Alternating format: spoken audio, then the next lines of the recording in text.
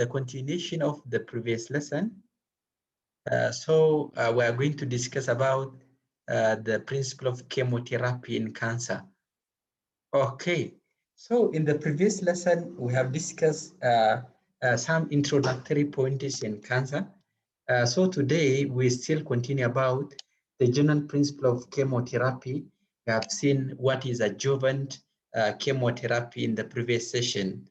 So when you say neoadjuvant, it is actually referring to like any treatment which was given before surgery. We call it like neoadjuvant chemotherapy.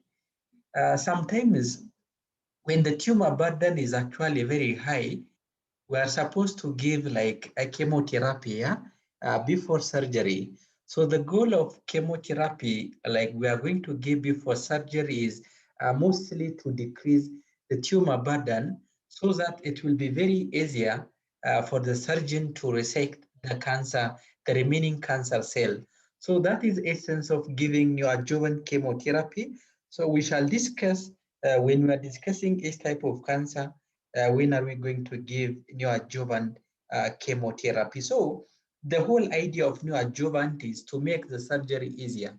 So you just give the chemotherapy so that it will shrink the tumor, then ultimately it reduces normally it actually facilitates the surgical process to run smoothly.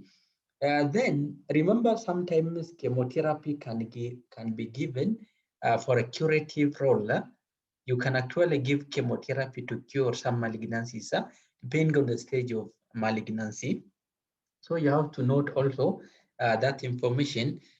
Most of the time, the palliative therapy is usually given to control the symptoms of an incurable disease. So chemotherapy can be palliative treatment. Radiation therapy can also be palliative treatment. Yeah, in case of advanced stage of the disease. So when the disease is advanced, we can actually use the treatment goal is just only palliative. Then apart from that, when you look at in terms of response of cancer, there are a few terminologies we are going to use to assess treatment outcome in cancer patients. So we can say cure, we can say complete response, we can say partial response, depending on the level of response of the tumor. Remember, when you say cure, like a cancer is cure, when the patient is entirely free from the disease. So they have the same life expectancy like someone without the disease.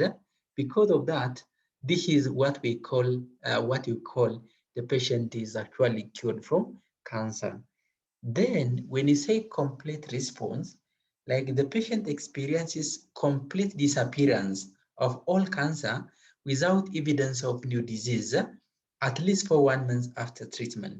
So if all cancer cells disappear and there is no like finding based on laboratory investigation and clinical features, we can say the patient has complete response, but usually it is after 1 month of treatment.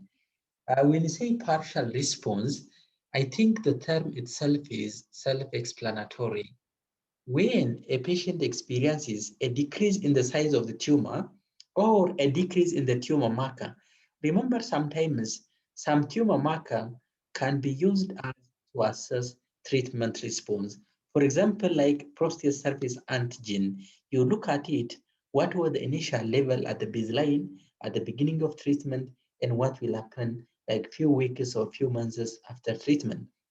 We can also use HCG level in molar pregnancy to look at it, how is the changes in HCG level. So even other tumor marker can be used to see whether the response is actually responding or not. So that is very important. But when there is a decrease in the tumor size or other, with no evidence of new disease for at least 1 month, that is when we are going to say partial response. By the way, like if someone is interested to do a research in cancer, like if he or she is interested to assess treatment outcome of a certain cancer, those are the basic standards of reporting of the results of the treatment response.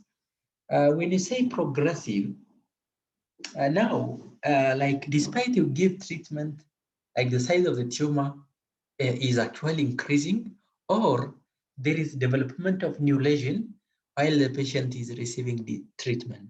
So this one, we call it like the disease is actually progressing rather than regressing. A stable disease is when there is no change, neither grows nor shrinks, despite treatment is given. So that is, we call it stable disease. So that is why, like those are the basic medical terminologies in oncology we're using to assess the treatment response in cancer patient. Yes, please. Uh, was this, I don't know if it's true or not, but people were saying like there's no absolute, like you can't use the word cure in cancer. Maybe you can say like remission. Mm-hmm. Is that true? Yeah. By the way, that is true. By the way, because like when you say absolute cure, we cannot say like the patient is completely cured, absolutely cured from cancer, like infectious disease, because it can actually come back after several years. So that is why when you say cure, the patient is entirely free. Is not very common terminology, by the way. We can say complete remission, a complete response, partial response. But when you say like if the patient is free of the disease and having the same life expectancy with the normal individual, but with monitoring. Remember, the oncologists, they keep on monitoring the patient once in a while. So that is correct. So it is not very common terminology, like the patient is cured from cancer. Yeah, it's very hard to say, but we can say uh, cure when the patient is entirely free from the disease and having the same life expectancy, we can say, but it is not a common word. It's not perfectly, like the cure is not like an absolute cure, but it was a complete remission or complete suppression of the disease for a longer period of time. It does not mean that like the patient was absolutely free from the disease. So what you said is correct. Huh? Iko sawa, yes? Yes, yes. Okay, good. Then let's see about some information about dosing of chemotherapy. Remember, anti-cancer drugs, they do have narrow therapeutic index. That is why monitoring is very important. By the way, without having baseline information about the CBC, renal function test, liver function test, but this one is the most basic. Without having the baseline CBC count, you are not allowed to initiate chemotherapy because the risk outweighs the patient, the benefit, and the cancer treatment itself or the chemotherapy can kill the patient. That is why uh, uh, those baseline informations are very important. So if too much administered, you are expecting very fatal toxicities because they are cytotoxic in nature.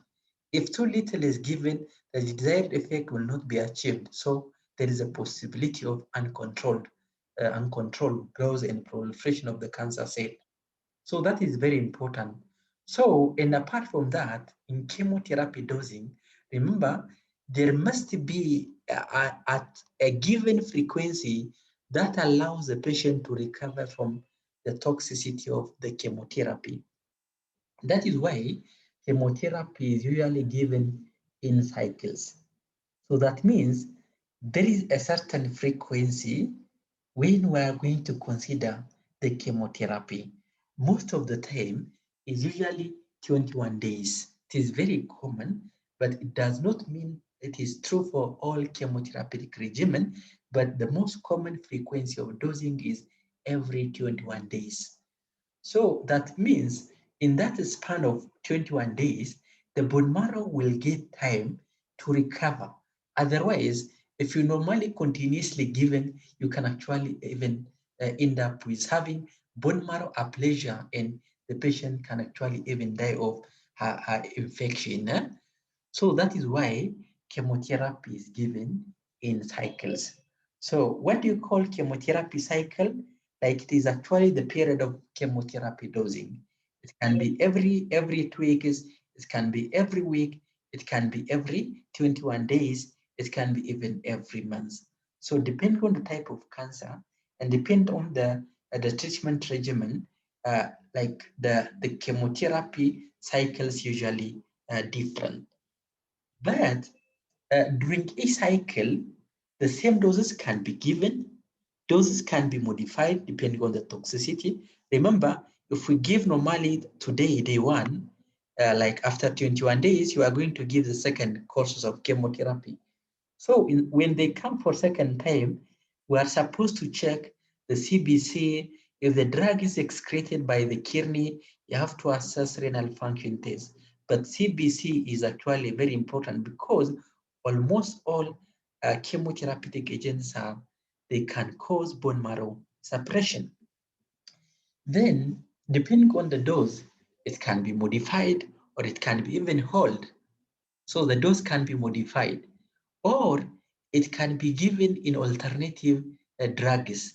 Like sometimes in acute lymphoblastic leukemia, there are different phases of cycle we are going to give. Like once first cycle, third, fifth cycle, then once we give first, now we are going to continue second cycle, but that is different regimen.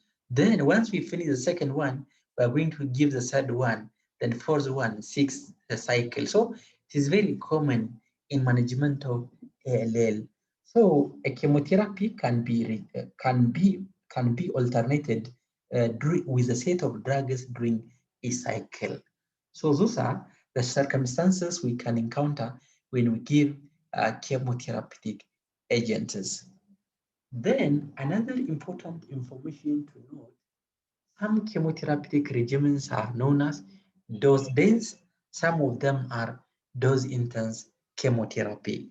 When you say dose dense chemotherapy means you are shortening the duration between cycle of chemotherapy.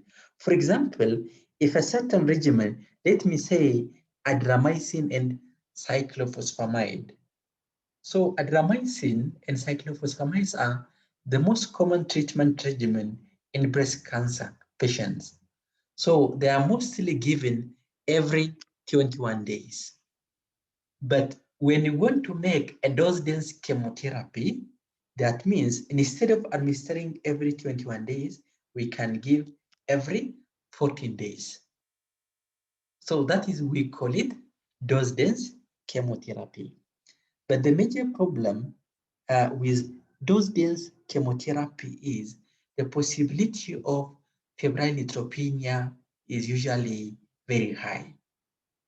Yes, that is a major problem. However, it reduces growth time of the tumor between cycles of chemotherapy because we're actually giving more frequently. Yeah, because the frequency of dosing is usually shorter. And it can shorten the overall time of therapy. But the major issue is when you give dose-dense chemotherapy, the bone marrow might not get sufficient time to recover. Because of that, most of the time, there is a need to give colony stimulating factor. The most common one, which is available locally, is filgrastim with a brand name known as Nepogen. So you can actually even check, this one is the most common colony stimulating factor. That means it actually stimulates the production of granulocytes in the bone marrow. Yes.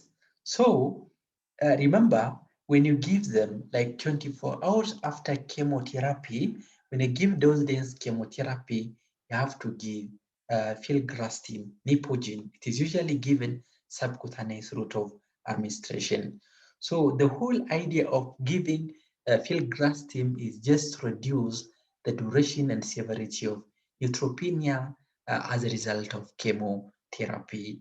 So that is why sometimes if the patient is high risk or if they are actually taking a very toxic regimen, you have to consider to give some kind of prophylaxis. Sometimes antimicrobial agents, antifungal and antiviral, including GCSF. So it is very very common and it is widely used. So in the future, you will see it normally when they're actually considering the administration of this regimen. Okay, the other terminology in case of cancer dosing or chemotherapy dosing is dose intense chemotherapy. Remember now, dose intense is we're increasing the total dose. So at this point, there is no difference. Remember, at this point, there is no difference. What in the duration? So the same AC is given every 21 days. The difference is we're increasing the total dose of the chemotherapy. So this one is also we call it dose intense chemotherapeutic regimen. So when we see the specific cancers, we are going to see about what are the dose intense chemotherapy protocol, what are the dose dense chemotherapies. We shall see it, but you have to know what is dose intense and what is dose density chemotherapy in terms of cancer treatment. Then I hope, are we together? Are we together? Yes. Yes. Yes, please. Okay, thank you so much. So please, if you actually feel fatigue, just normally find out to become, maybe take a glass of a cup of coffee and etc. So otherwise you'll get tired because you are having classes from 9 to 5. Then other thing you are supposed to know, by the way, this area is really interesting. You need to have like a passion to know some information about cancer.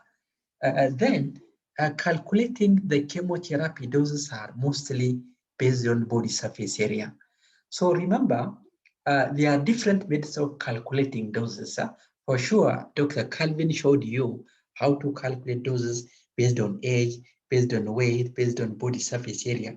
So in cancer chemotherapy, because the agents are very therapeutically narrow therapeutic index, the most reliable method of accurately measuring is based on body surface area. Remember, body surface area will actually tell you how large is the patient, and it is also like a surrogate markers of like the ability of the liver and the kidney to eliminate anti-cancer drugs. So this one is the most reliable and accurate way of measuring anti-cancer medication. That is why mostly in cancer chemotherapy, we usually use body surface area to calculate the doses of chemotherapeutic agents. But please note that not all drugs use body surface area. We shall see the division when we are discussing each protocol from each type of cancer. So we do have, I hope you are very familiar with how to calculate body surface area. There are several formulas, but this one is easiest. Remember, the ultimate result is more or less the same. So this one is the easiest way to calculate body surface area. Weight in kg, height in centimeter, divided by 3600. Then remember, if the patient is given every 21 days, if the chemo cycle is every 21 days, now you have to recalculate the doses because of body weight changes. Height change very unlikely. In the span of 21 days, very unlikely, maybe every year. But because of weight changes, most of the time, in the second courses of the treatment, it is usually advisable to calculate the body surface area.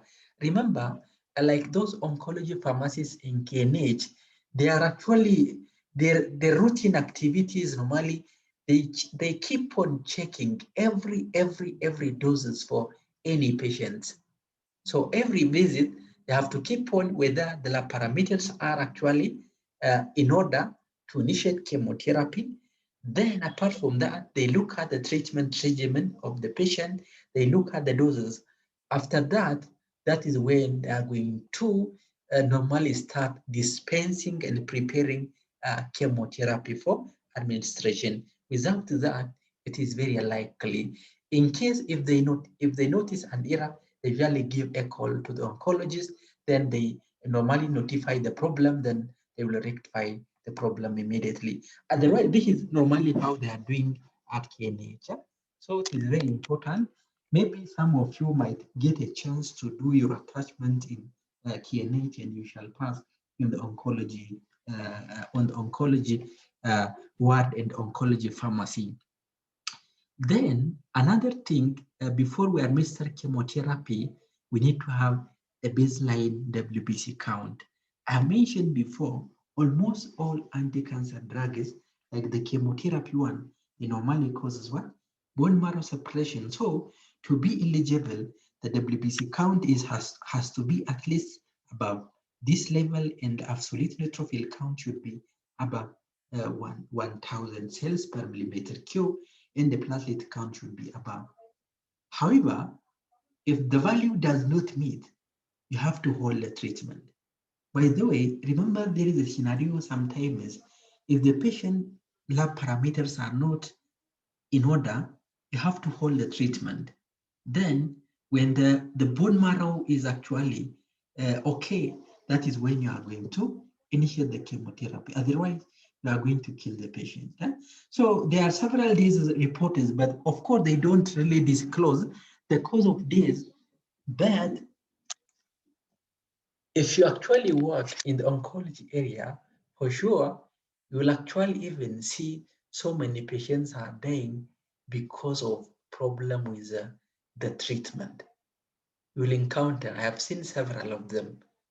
Yeah, so that is why without that, I think nowadays, even because of that, no oncologists are willing to administer any chemotherapy without having all those parameters. Then the other thing we have mentioned, even remember last year in the semester, we have mentioned about how to calculate creatinine clearance when we were discussing about renal disorders.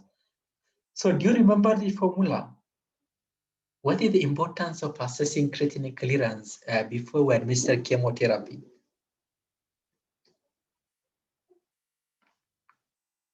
What is the essence? To measure renal function. Yes, we need to assess. Remember, some anti-cancer drugs they're actually nephrotoxic. Can someone willing to give me any nephrotoxic anti-cancer medication? Like without having the creatinine clearance, you are not allowed to administer that chemotherapy. So can you give me one example of anti-cancer drug that is highly nephrotoxic? Methotrexate. Methotrexate, yes, it can cause, but it is not like, unless you give high dose, it is very unlikely. But you are right. Any other?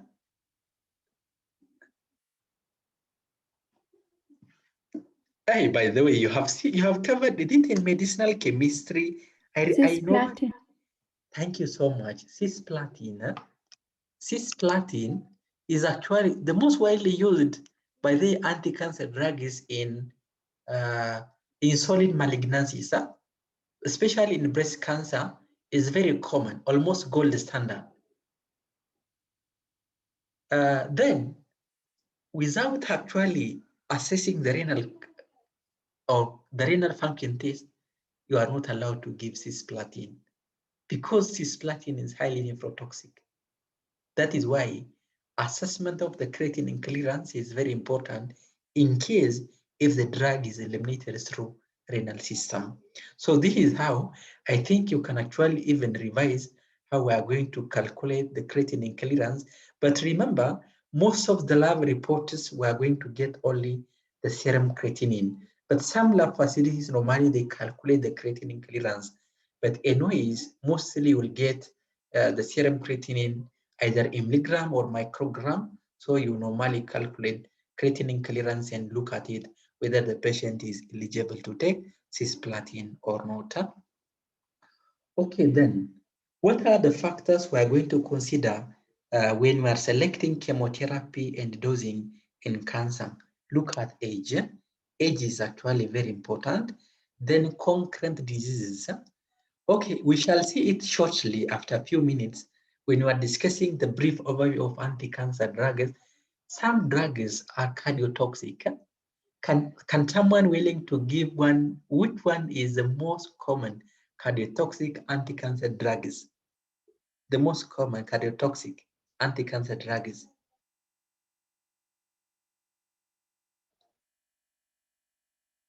Yeah, for sure, you have covered it in medicinal chemistry. I remember there is one course you normally are going to deal with it before we discuss these issues in this semester in medicinal chemistry. I remember. Which one is the most nephrotoxic? Sorry, help. Cardiotoxic anti-cancer medication.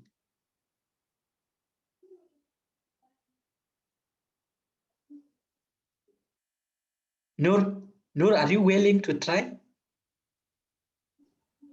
I don't remember. You don't remember? Any other? This one for sure someone must remember. Any other person? You don't know the most cardiotoxic anti-cancer drugs? I'm sorry, is it anthracycline? Yes, anthracycline. Thank you so much. Anthracycline, doxorubicin, is actually the most cardiotoxic. We have actually even encountered several patients who developed heart failure due to doxorubicin. I think we have seen few of them when we are doing the rotation in the oncology unit at KNH. So doxorubicin is actually very notorious. That is why without assessing the cardiac function test, you are not allowed to use doxorubicin. But the anti-cancer drugs, they do have a specific toxicity. So you have to know what drug is causing what toxicities and what kind of monitoring you are going to do.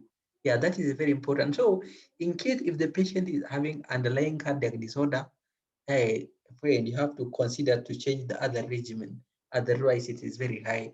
So you can actually even imagine like a patient who is having a breast cancer, which is actually high probability of cure, but because of negligence of the doctor, they give doxorubicin without monitoring and they develop heart failure. This is actually really a serious crime in terms of medics. Because there is a routine monitoring you are supposed to do for doxorubicin, and there is a cumulative dose toxicity. By the way, it does not mean that doxorubicin is absolutely contraindicated, but there is a cumulative dose toxicity. You calculate the total dose, how many doses the patient is taking doxorubicin, then you normally what? You normally, if it is beyond that, you have to switch to another chemotherapy. That is the major role. But most of the oncology pharmacists at KNH, the moment they notice doxorubicin in the regimen, they usually check the cumulative dose toxicities. Okay, the tumor biology is also another very important because you have to know whether the tumor is actually responding to that chemotherapy regimen. Then course of chemotherapy. Remember, the most nowadays, like in terms of cost, chemotherapeutic agents for cancer are the most expensive, especially the monoclonal antibodies, like the newer targeted therapies. They are very expensive by the. That is why you realize most of the patients, they cannot afford the chemotherapy and they don't have the NHIF cover is very, almost very low.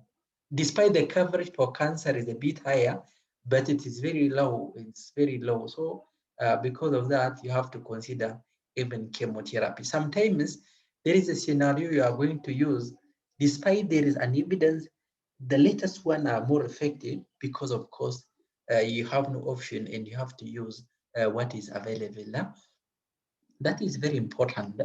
Then another thing to note at the general overview of the course is principle of combination chemotherapy.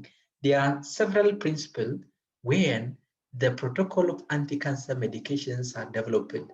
Remember, monotherapy in cancer is usually not very common unless the patient performance scale is very low and the patient is supposed to take single therapy.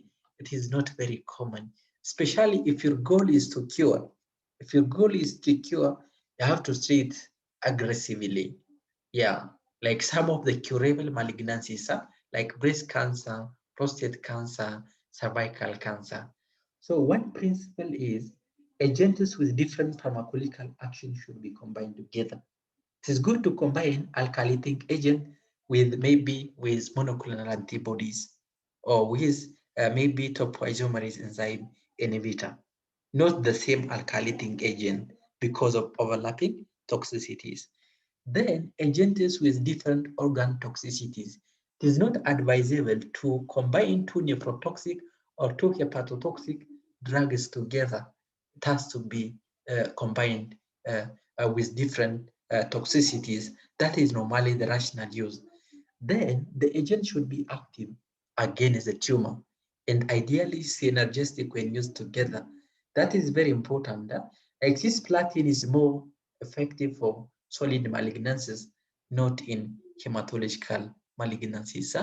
Like if you see the weaker class of alkaloids, they are very active in hematological malignancies, not in solid malignancies.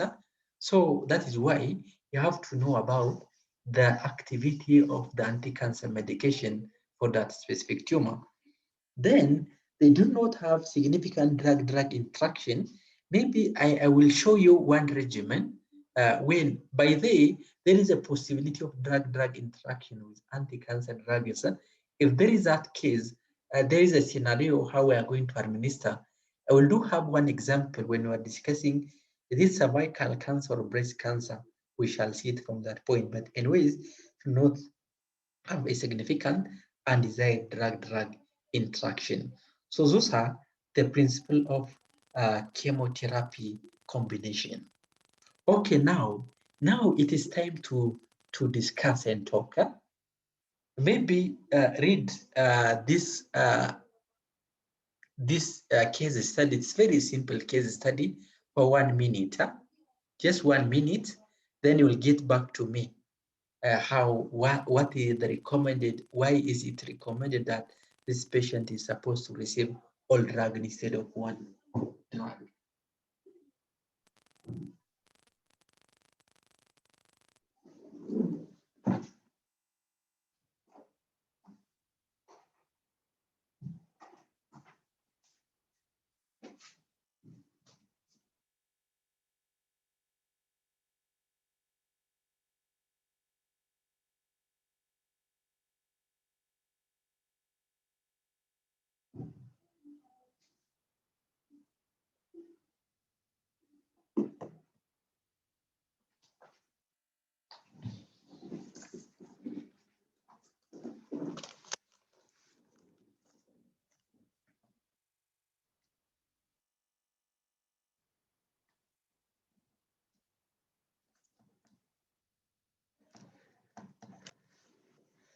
For sure, by now you must have done, huh?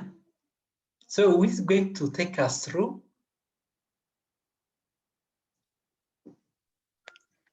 So can I try? Yes, please. Huh? Thank you. I just give my answer. Yeah, but you tell us normally what it is. You know, sometimes when you read, people normally listen. Okay.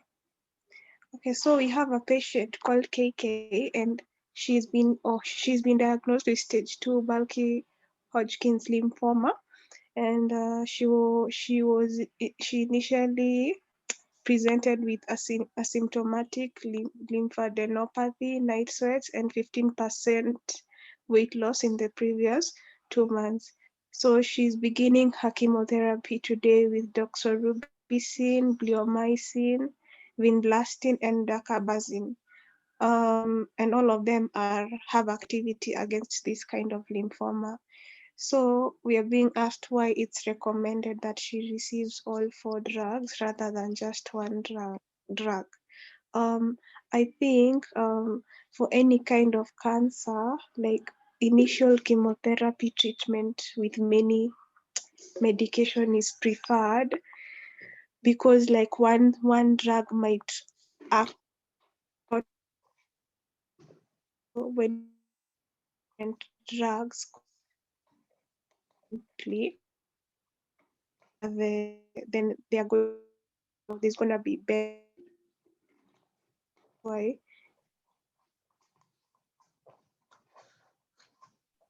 Okay, good. I think you are breaking, but we normally hear what you said. Okay, good. By the way, we have, as I have said before, like combination therapy is very essential in cancer therapy because monotherapy is not as such effective. Despite it is effective, the possibility of long-term suppression or long-term complete remission is very likely to achieve with monotherapy. Yeah? That is why combination therapy is usually recommended. By the way, this one is a regimen for treatment of lymphomas. It's just like for information, doxorubicin, bleomycin, vinblastine, daxabazin, like all four drugs are given together. Yes, but we shall see how frequent, what doses we are going to give. What frequency normally we are going to give. Then another point to note, the most common presentation of lymphomas are lymphadenopathy, night sweat, and weight loss, and fever. Those are very common. That is why at the beginning I said lymphomas are clinically similar to TB infection. So that is why most physicians, they normally diagnose initially with TB, then when they do the TB test, the patient was negative, then they normally do further investigation. Okay, fine. Now it is time to talk about treatment modalities briefly. Remember, if you do have some information about treatment modalities, before you start pharmacology now, you will not be actually like strange when you are discussing about the regimen. I will not go in detail, as I said at the beginning of even the session, but it's just a brief overview. Treatment modalities in cancer could be surgery, radiation therapy, or chemotherapy. So surgery is usually given for limited disease, mainly for solid malignancies. Radiation therapy can also be given. Remember radiotherapy, okay, maybe we shall discuss when you reach there. They generate free radicals, where those free radicals are the one, they do have anti-cancer activity. So in terms of class, those are the major classes of anti-cancer drugs. So Amias will take you through detail about the antimetabolitis, the tubulin active agent. Some of them are topoisomerase enzyme inhibitor. Some of them are anthracycline. We call them anti-tumor antibiotic. Some of them are alkylating agent. We do have actually platinum compounds like the cisplatin. Then we do have the newer agents, tyrosine kinase inhibitor and monoclonal antibodies. And we also have hormonal therapies and immunotherapies. But maybe to jog your memories, can you give me a few examples of antimetabolitis? Antimetabolite. Sorry? Methotrexate. Methotrexate, thank you so much. One tubulin active agent. It usually affects the microtubule assembly or disassembly. Vincristine. Vincristine, Vinca class of alkaloids, thank you. Topoisomerase enzyme inhibitors. Topoisomerase. Toposides. Etoposide, thank you so much. Anthracycline. Doxorubicin. Yes, alkylating agent. Cisplatin. No, cisplatin is not under alkylating agent. Alkylating agent. Busulfan. Okay, good. Cyclophosphamide, ifosfamide, the melphalan, those are under alkylating agent. Heavy metal compounds or platinum analogs. Cisplatin. Cisplatin, carboplatin, oxaliplatin, three of them are available locally. Tyrosine kinase enzyme inhibitors. Have you got a drug with a suffix nib? Yeah, nilotinib, imatinib. They are available locally. Monoclonal antibodies. They are actually even monoclonal antibodies. Rituximab, they do have a suffix map, by the way. Yeah? If you see a suffix map, means those are monoclonal antibodies. Trastuzumab, rituximab, etc. Hormonal therapies. Hormonal therapies. Hey, by the way, this one, we have even seen some of them when we are discussing about endocrine disorders. Okay, specifically, do we use estrogen in the management of cancer? Prostate cancer. No, prostate cancer is a cancer, not hormonal therapy.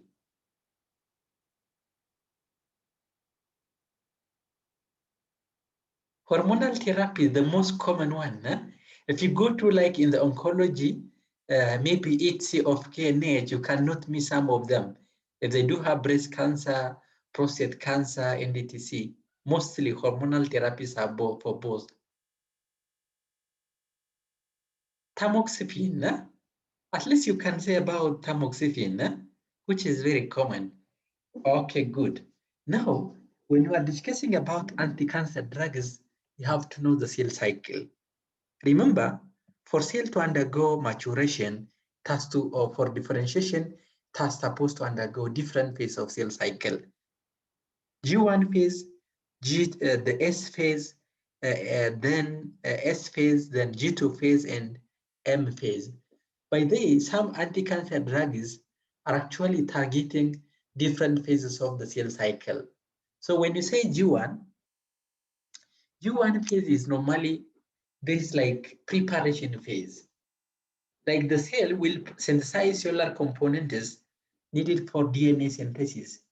Mostly for DNA synthesis, they normally prepare cellular components. It accounts like 40% of the cell cycle. In fact, the largest proportion of the cell cycle is G1 phase. Then the S phase is the DNA synthesis. So like this one is where whereby replication of DNA genome takes place. So most of the drugs, specifically antimetabolites, are targeting the S phase of the cell cycle. So the moment they inhibit, they normally prevent further differentiation and proliferation in such a way they can actually even arrest.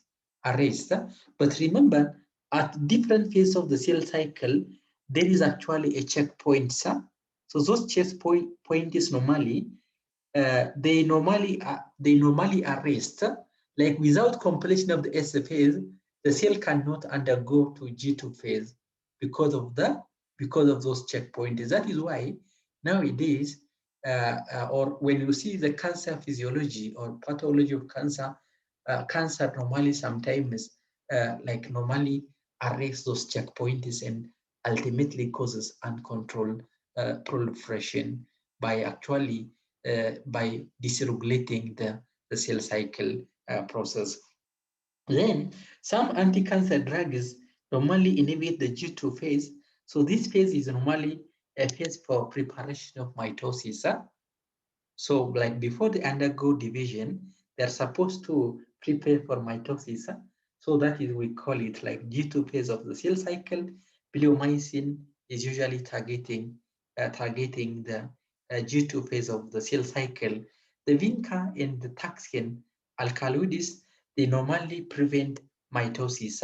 So cell division cannot happen if vinca and taxane alkaloids are usually given. But this one, the G0 phase is normally resting phase. After maturation, normally they don't undergo differentiation like some cells, such as the cardiac cells and the neuronal cell. They are normally, after they differentiate, they don't go to, they go to resting phase. And this type of cell cycle is, if a cell is actually undergone on this phase, it is very hard. They are very hard normally. They are the most resistant for anti-cancer medication because most of anti-cancer medications are very active when the cells are undergo replication and differentiation. That is how. So if any cancer or any drug, or if the cancer is actually originate from the G0 phase are actually very resistant for chemotherapeutic agents. So please note that there are some drugs which are cell cycle specific.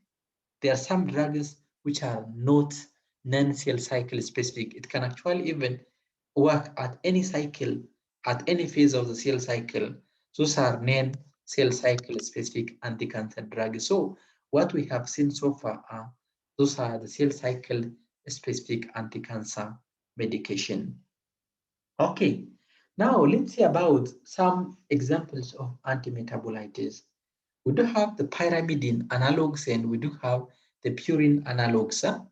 But the pyrimidine analog, from the most common one, of course, all of them are available locally: fluorouracil, capecitabine, cytarabine, and gemcitabine. Yes, this one is very common in the use of colorectal cancer. Cytarabine is in leukemias, and gemcitabine is commonly used in pancreatic cancer. So when you look at 5-fluorouracil, I hope you remember about the mechanism of action of 5-fluorouracil. It's normally converted to 5-fluorodeoxyuridyl monophosphate.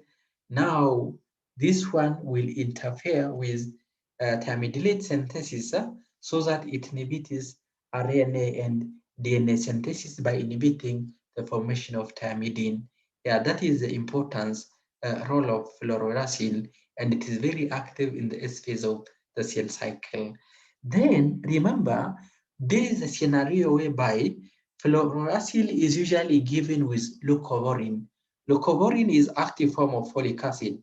That is, the tetrahydrofolate form of folic acid is leucovorin. So what will happen when we give normally leucovorin along with 5-FU? Leucovorin increases the affinity of 5-FU to thymidylate synthase enzyme. That is why in FOLFOX regimen, FOLFOX, you are not supposed to remember all of them at the timing.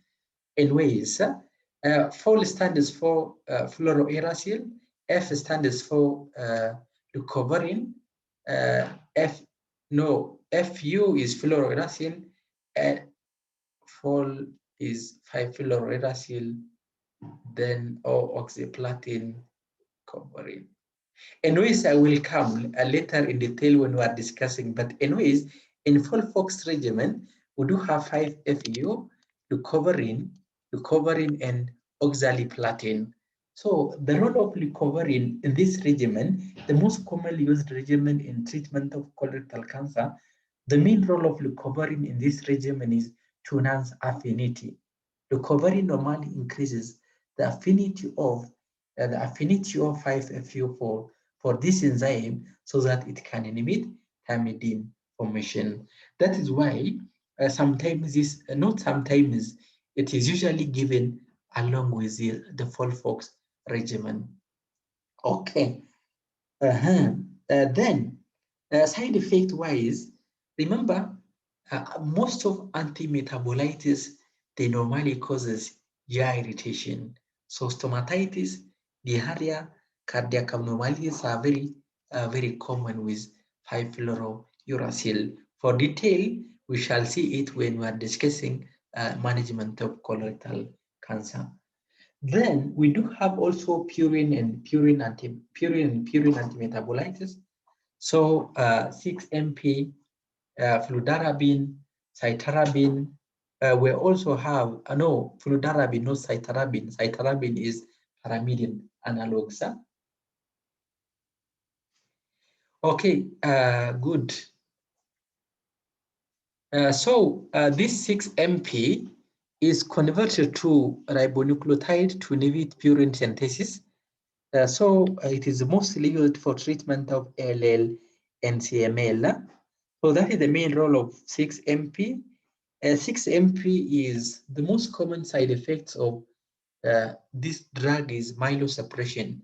By the way, one thing you are supposed to know, almost all anti-cancer drugs, they can actually cause myelosuppression, but not the hormonal therapies. But the chemotherapies, they can actually cause myelosuppression. So this is common side effect for all Then another thing to note is allopurinol. By the way, allopurinol is very commonly used in cancer, not for treatment of tumor, but it is just to prevent the accumulation of hyperuricemia as a result of chemotherapy or maybe due to the cancer condition. It is usually the most commonly used given prophylaxis to prevent hyperuricemia in cancer patients. But what is important information to note is, in case if 6 MP is in the regimen, the normally 6 MP is usually metabolized to inactive metabolized by xanthine oxidase enzyme. Remember from your last semester class, for sure you have covered about allopurinol, which is the most commonly used drug in management of gouty arthritis. So because allopurinol is xanthine-oxidase enzyme inhibitor, we combine, if there is 6 MPs in the regimen, it can actually increase the toxicity of mercaptoprin by inhibiting xanthine oxidase enzyme. So when this combination is used, usually the dose is supposed to be reduced by 66 to 75% of the usual dose. That is very important information to note. If there is a 6 MP in the regimen, in the moment you see allopurinol in the prescription, note the dose is supposed to be reduced. Otherwise, it can increase toxicity of 6 MP. So that is very important information to note. Then, for sure, you have covered about methotrexate. When do you cover methotrexate in the last semester?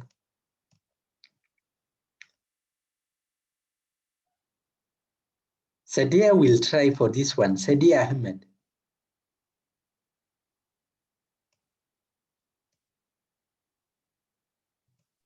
Where do you cover methotrexate in the last semester? Oh, Annette, okay, you want to help her? Okay, please do so. I'm not sure. I'm trying to remember.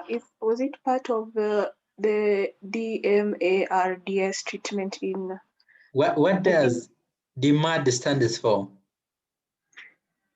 I know it's a treatment protocol for rheumatoid arthritis, I think. Yeah, okay, good. Tiffany, do you want to assist her? Disease modifying agents for rheumatoid disease. So methotrexate is useful in the management of rheumatoid arthritis, yes? Yes.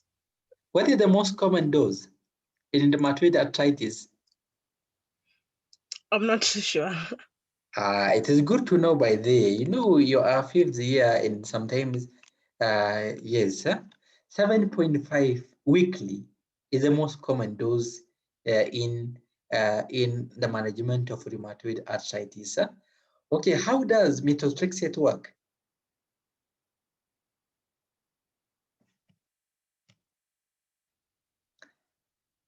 Faven, will you try?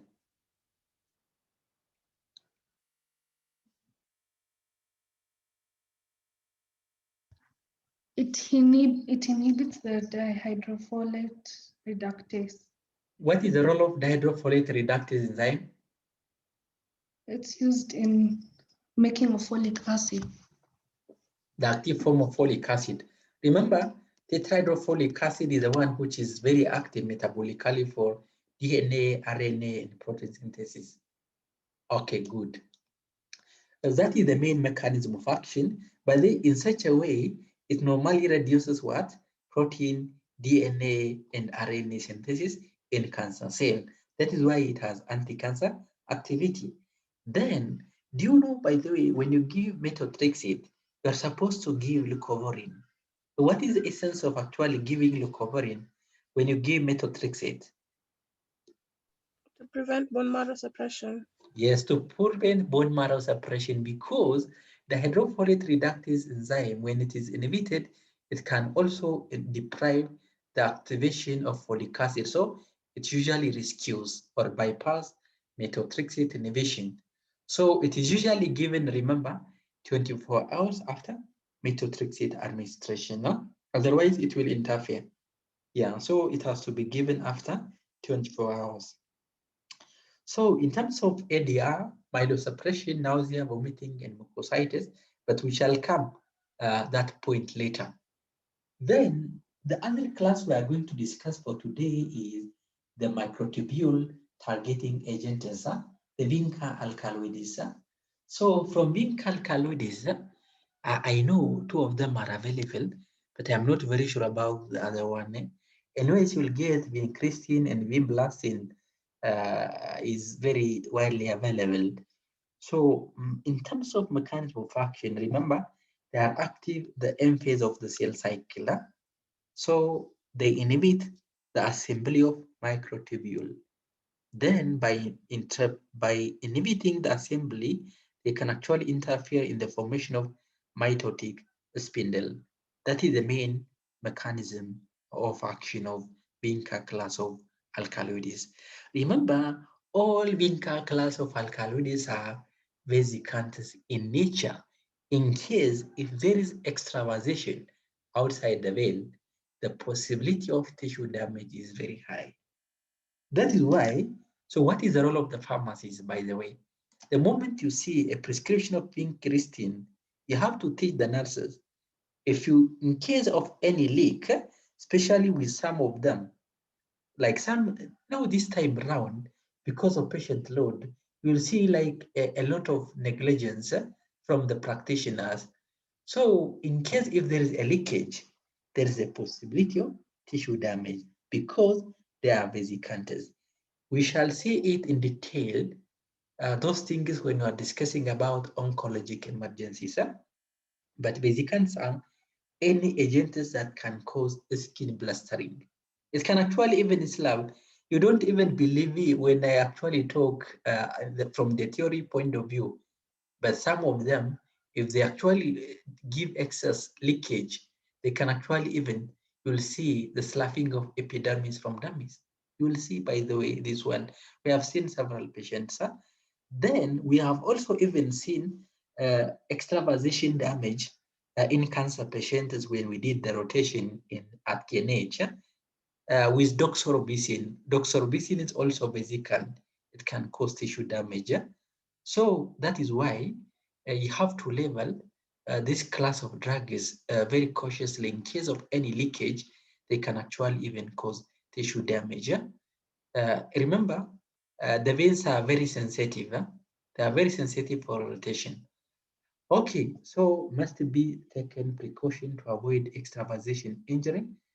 Then another thing to note about vinca class of alkaloids, they are usually neurotoxic in nature.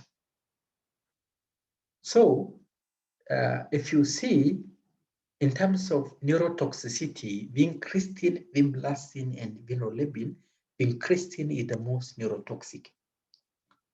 Both of them, they can cause myelosuppression, but vincristine is actually more neurotoxin. So don't give intrathecal administration of vincristine. If you give them, you will kill the patient. I have seen several these reports somewhere in Uganda, like doctors, sometimes when they encounter a CNS tumor, they usually normally give them intrathecally. That means directly to the cerebrospinal fluid. It goes to the brain. But when a drug is actually having poor penetration to the blood-brain barrier, the best route of administration is intrathecal administration. So the major issue is intrathecal vincristine. If you give them, you can kill the patient. So vincristine should never be given intrathecally. So that is very important. So we'll be in a position to teach all those normally like new doctors about drugs. So we have to take a lead. We're not supposed to. We are not supposed to be led by the doctors because they are actually medical practitioners. But as the expert in drugs, we have to lead. That is why the more you read, the more you know. The more you know, the more you practice, the more you know, and the more you actually make intervention. So, but energy or intrinsic motivation is really very important. So I encourage all of you to have the initiative to read more. Yes. So if you want to continue in the discipline, then The other class of drugs we are going to see is taxane. Remember, taxane, they work from the M phase of the cell cycle, as I said before, and both of them are widely available. Paclitaxel, docetaxel. They are alkaloids and their antimitotic activity. The principal mode of action is mainly they inhibit microtubule disassembly. Normally they promote, but the microtubule cannot disassemble. So then when that means if microtubule disassembly cannot be happen, mitosis cannot be happen fully. So that is the role. That is the main mechanism of action. But don't forget the difference between Vinca. The Vinca inhibits assembly. This one promote assembly and also inhibit disassembly. So that is the difference between. So they normally stabilize against depolymerization. Okay, so this is the main mode of action. Then what you are supposed to know about taxane. Taxane class of drugs, they are notorious to cause hypersensitivity reaction. If you see a taxane drug like specifically paclitaxel, if you don't give antihistamine prior to the medication, the possibility of allergic reaction, including hypotension, will be very high. That is why pre-medication is very, very important. Okay, myelosuppression is common with both taxane and paclitaxel. However, docetaxel can cause fluid retention. As a class, they can cause what? Hypersensitivity reaction, but the hypersensitivity reaction is actually more prevalent with paclitaxel. So you have to know. The moment you notice paclitaxel means expect the possibility of hypersensitivity reaction. The moment you see a prescription docetaxel, by the docetaxel is the most common drug in the management of androgen independent or androgen refractory or hormonal refractory prostate cancer. We shall see it when you are discussing about prostate cancer. So it is the most common drug in management of prostate cancer. Okay, so that is very important information to note. Then topoisomerase enzyme inhibitor. Okay, now let me take you back to biochemistry. What is the role of topoisomerase enzyme? For sure, either Betty or Jonathan must have mentioned about DNA replication. Faith, what is your opinion? Of course, we are expecting two phases. Phase Nyangok, how do you read that name? Phase with N.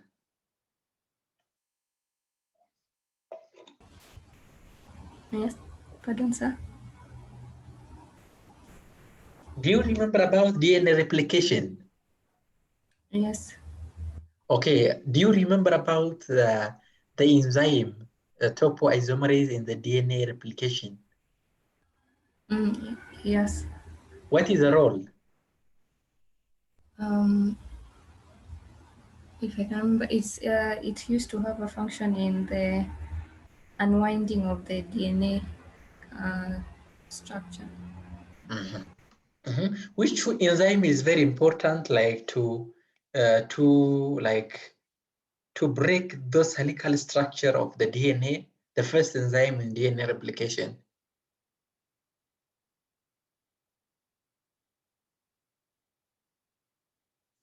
Do you remember DNA replication status? Like there is a breaking of the helical structure of the enzyme first, then after that, unwinding will be prevented by topoisomerase.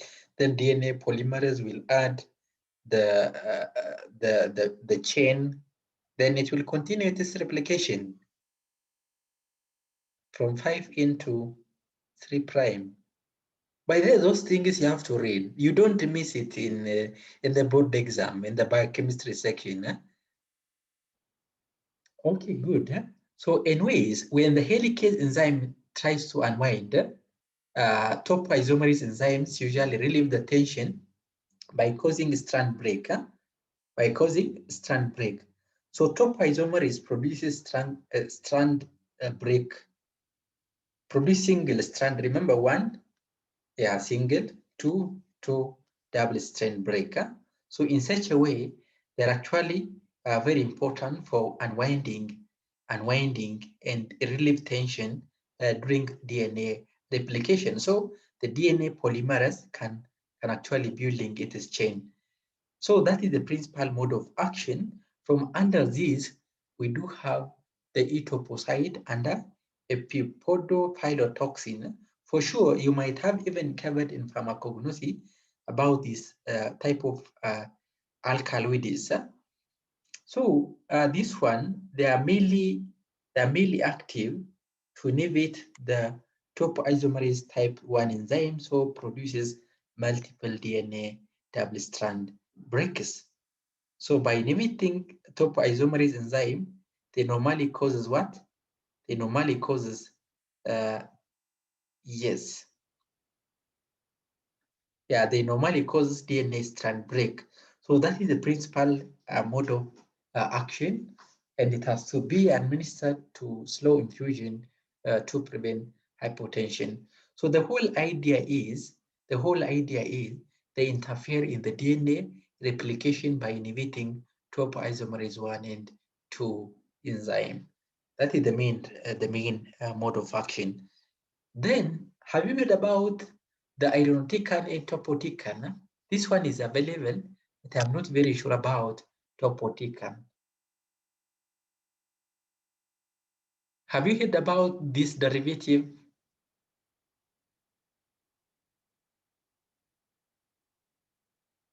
Okay, so anyways, this one is very common. The main mode of action is by inhibiting the enzyme that interfere with DNA synthesis. So mostly the active metabolite, which is SN38. Remember, irinotecan, the most common use is usually in the colorectal cancer. They're actually one of the combination therapy in colorectal cancer. Then another thing, don't forget this one, is in acute treatment, irinotecan, they can cause what? They can cause diarrhea. They normally promote cholinergic activity when you give them acutely. So diarrhea is very, very common. So because of, as I said, irinotecan induced diarrhea is due to cholinergic activity. So what are we supposed to treat? Or what medication are we going to use in case the patient developed diarrhea due to irinotecan? What You strategy? give atropine. Yes, thank you so much. We give atropine because the problem is due to cholinergic overactivity, which promote GI motility. You give atropine. Remember, atropine is antidote for many things, including organophosphate poisoning. So we give atropine in case we encounter, and this one is the dose-limiting toxicity of irinotecan is diarrhea. Don't forget this one. Then anthracycline. Remember anthracycline, they are anti-tumor antibiotic because they are produced from, is it a fungi or bacteria? I think it is a bacterial species. Yeah, that is the main source of anthracycline. Which one do we have locally? I've never seen daunorubicin, but this one is widely available locally, doxorubicin. Yes. Okay, they are actually topoisomerase enzyme inhibitor, topoisomerase 2, and free radical is usually formed from anthracycline. Then, when those free radicals combine with oxygen, they form superoxide, which can make hydrogen peroxide. So, the cardiotoxicity of anthracycline is mainly due to the free radical generated from anthracycline class of drugs. So those free radical, they can actually cause myocardial damage. Okay, but the primary mode of anti-cancer activity is usually by inhibiting topoisomerase 2 enzyme. Okay, that is the mode of action. So anthracycline doxorubicin is one of the most common combination therapy in different solid malignancies. Daunorubicin is also used in acute myeloid leukemias. Okay, then another thing to note is the primary mode of cytotoxicity is by inhibiting topoisomerase enzyme 2. And the cardiotoxicity effect is because of free radical. As I mentioned at the beginning, anthracycline class of drugs are cardiotoxic and they can cause increased risk of congestive heart failure. That is why the moment you initiate anthracycline, check the baseline cardiac function test, preferably echo. Look at echo and look at the left ventricular ejection fraction. If it is okay, you just initiate the treatment, then monitor the cumulative dose toxicity. Remember, the cumulative dose toxicity means if we pass that range per patient, the risk of toxicity will be very high. Then another thing to note, and don't forget, this class of drugs, they can cause red urine. Do you remember about, I think by now you must have read several drugs, including rifampicin, which can cause discoloration of the urine. So red urine is very common with doxorubicin. So don't be surprised when the patient is complaining red urine when they use doxorubicin-based combination therapy. So what we need to be worried about is the cardiac toxicity. Okay, are we together? I will ask you, yes. We are toward the end. Of course, I was late today. But in the next 7 minutes, we just say something, then we conclude the session. The plan was just to finish this class of drugs for today, but just because of power issue, I was late. Alkylating agent. So those are the oldest class of anti-cancer drugs. They are oldest. That means they first discovered. So how did it work? Mostly, if you remember, they normally transfer alkyl group to nucleophilic protein and nucleic acid, and ultimately they can cause cross-linking and intra-strand break. Cross-linking, which leads to strand break. Those are the main mechanism of action. By the way, I'm just highlighting because you are going to discuss in detail in pharmacology. But anyways, when you say alkylating agent, they introduce alkyl group to the nucleophilic proteins, nucleic acid, and ultimately causes cross-linking and strand break. In such a way, they interfere DNA replication. Then that is why, because of this alkyl group transfer, that is why this class of drugs are notorious to cause secondary malignancy after many years.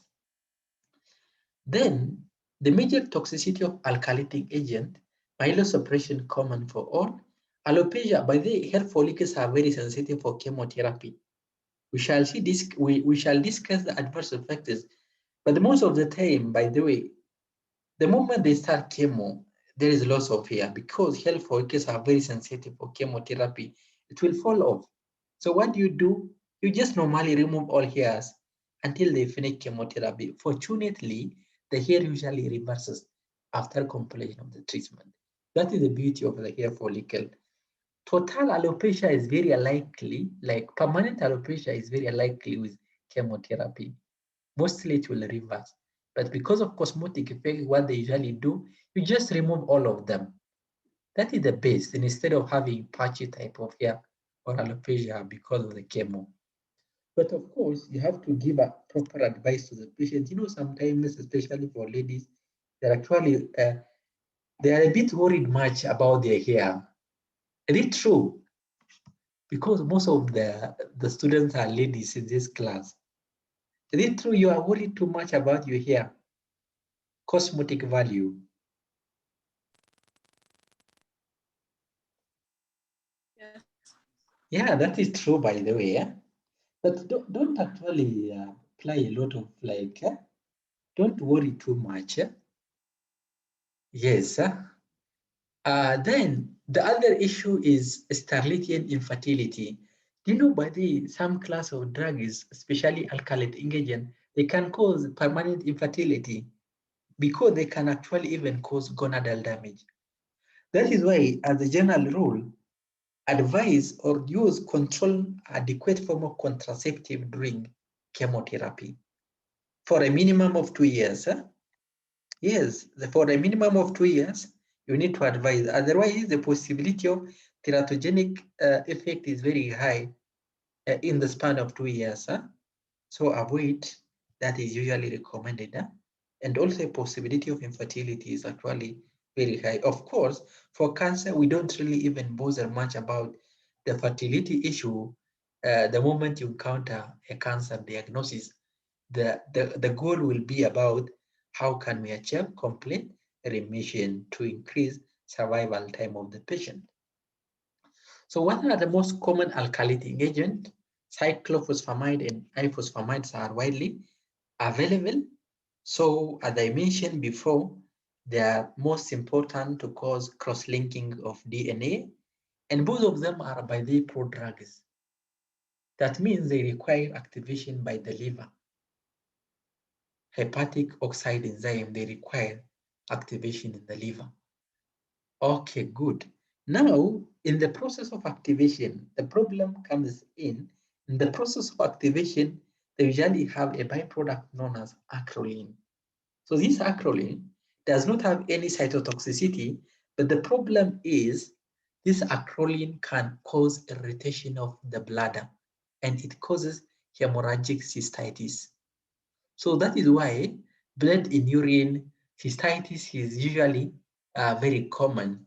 This one is just due to the acrolein component of both cyclophosphamide and ifosfamide that can actually bind this to the bladder wall and causes irritation. I don't know whether this image is actually visible. So this is how the hemorrhagic cystitis can happen. That is why if a patient is taking cyclophosphamide and ifosfamide as a pharmacist, what are we supposed to? Like at this point, we're actually behaving as an oncology pharmacist. Huh? So what is your advice? Tell the patient to take adequate amount of water. Then apart from that, frequent voiding of the bladder is usually important. The more contact the acrolein with the bladder, the higher risk of hemorrhagic cystitis. Because of that, that is the most common advice you are supposed to consider. Aggressive hydration is usually considered. Then, of course, please listen carefully. Of course, we do have a drug known as mercaptoethane sulfonate. I don't know whether you heard about MESNA before. Have you heard about MESNA before? Yes. So what do you know about MESNA? Good, that means you have some information. It's normally given with this nitrogen mustard so that it can inactivate the acrolein, preventing it from causing bladder damage. Exactly, that is the main role. So it is just an antidote. Huh? By the way, for ifosfamide, it is almost a must. Huh? Even the preparation in the market, we shall see it when they go in case. I'm not very sure about that issue anyways. Huh? Yeah, but ifosfamide is usually, even the manufacturer normally sells along with MESNA. Yes, it is a must. Huh? Cyclophosphamide we usually use when we give high dose, like 1 gram per meter square. If we take high gram, 1 gram per meter square, MESNA is usually required. Huh? Otherwise, below 1 gram, the probability of hemorrhagic cystitis is very unlikely. So from alkylating agent, ifosfamide is very notorious to cause bladder toxicity or bladder irritation.